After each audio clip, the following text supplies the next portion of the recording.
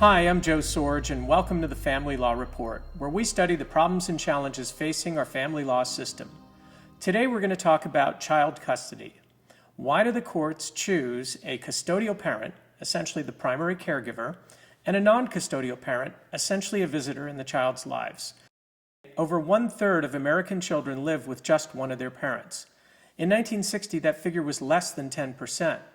What's the difference? What has changed? One of the things we learned is that the courts tend to favor one parent over the other as the primary caregiver and assign most of the custodial time to that parent. A typical custody schedule involves the children spending over 20 days a month with the primary custodial parent, whereas the non-custodial parent, essentially demoted to the status of visitor, is allowed to see the children only about 8 nights a month. On our show today, we ask whether this is good for the children or if there are other motivations behind it. Today we are fortunate enough to have civil rights attorney Mr. Leon Koziol speak to us about child custody. Mr. Koziol has appeared before the Supreme Court of the United States. He has been on CBS's 60 Minutes, and he has also been on the front page of the New York Times. His particular area of interest is child custody. Thank you for agreeing to be on the show, Leon. So why did the courts pick one parent over the other? What they'll tell you is the child should have a stable environment. Yet the state pulls our little, sons and daughters right out of their wonderful, consistent home environments at the age of 4 to go to this institutional setting called compulsory education.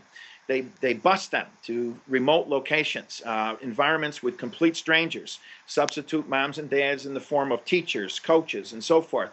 And yet no one asks the question whether this state infringement on the continuity, the consistency of the child's environment is unlawful or improper. They see no problem with that. Yet they seem to have a problem when mom is in one neighborhood, dad's a few blocks away. They see a problem with that. Basically, it's the roller coaster treatment. The child needs a consistent setting. Dads are for the weekends, moms are for the week-long periods. It's better for the child. You don't have two different parents. Wait, hold on a second, Leon. Let me teaching understand them. this, please. Are there any studies showing that it's better for a child to spend the majority of their time in one parent's home?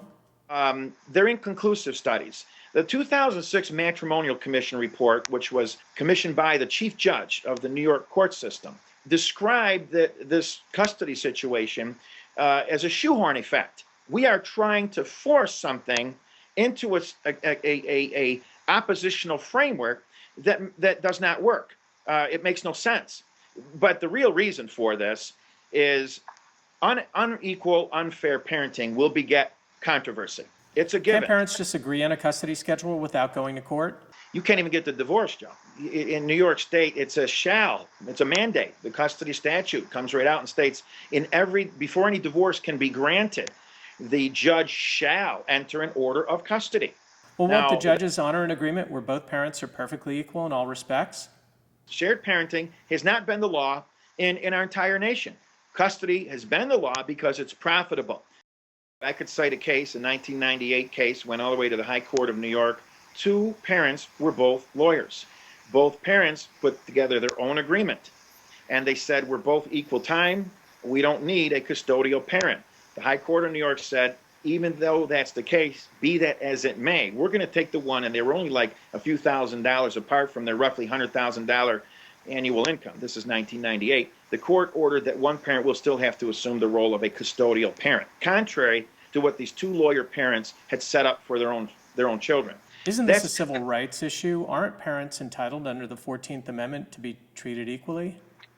Yes. And the 14th Amendment requires a lot more. It's not only equal treatment under the law, and they justify the inequality through what they call the state's interest over our children. The state simply declares, it's called the Parents Patriarch Doctrine, that they have the superior interest over our children. They are the paternal figure for all our children. That goes back to feudal England, when the king was the father of the people. And of course, Adolf Hitler said that too. But it's when the state takes an undue control over our children for ulterior purposes that it becomes a problem. And in this case, the state's taking over our children to wage a domestic war between parents that is profitable to so many people that nobody wants to see it for what it actually does.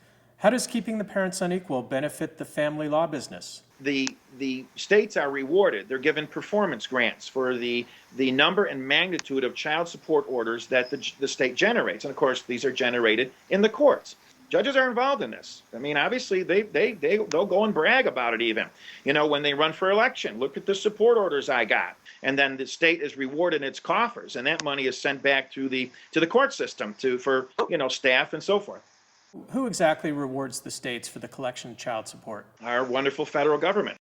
They're also rewarded in the child support collection centers. Now, these are, in reality, state banks. They get all kinds of money from child support. They throw it into an interest-bearing account, and the state takes the interest off of that. So our federal government is incentivizing the states to cause one parent to pay money to the other parent? That's correct. Is it a lot of money? It's huge. You got to look at the bigger picture. More child support awards, and the larger the number, the more lawyer fees, the more staff. If you can get money to move between mom and dad, there's a transfer. And once you can get this redistribution process going, all sorts of people benefit from that. The bad part about it is this. Mom and dad start fighting over every minuscule detail. And when the damage is done, the lawyers simply walk away to their next victims. The next guy or gal walking into family court saying, hey, I want a divorce. I don't know anything about it, but I'm trusting you. And they bring them in. They start them fighting. Everybody benefits. And when it's all done, the judge will typically, you'll see this in divorce opinions all over the country, they blame it on the parents, either one or both. And I can say safely and without reservation that the fault for this is not mom and dad. The fault for this is our own government, which didn't just overkill a problem. They profited from it. All of it has an economic pretext, and in this case, it's about money for lawyers and the system and revenue for the states. It's not about the children as they profess, and the damage to children and to the relationships is astronomical. Leon, I've heard that the legal system doesn't like it very much when attorneys speak out and reveal the flaws and problems in the system. Have they tried to discipline you at all? They haven't disbarred me yet, but I'm sure they're going to try. They've been trying now for 6 years. That's the plight of a civil rights advocate who believes in the Constitution and our American way of life. Well, you're certainly brave, Leon, and I commend you for bringing this up. Thank you. We did some fact-checking, and it turns out that the federal government does require the states to choose a custodial parent and a non-custodial parent in order to receive federal matching funds. And these federal matching funds are on the order of $4 billion a year.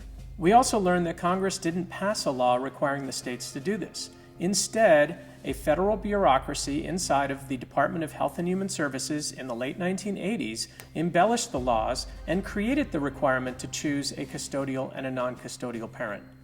It was the brainchild of unelected federal bureaucrats who were serving special interests at the time.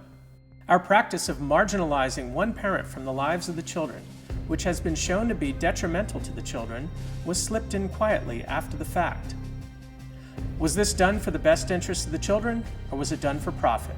You be the judge. I'm Joe Sorge. This is the Family Law Report. Thank you.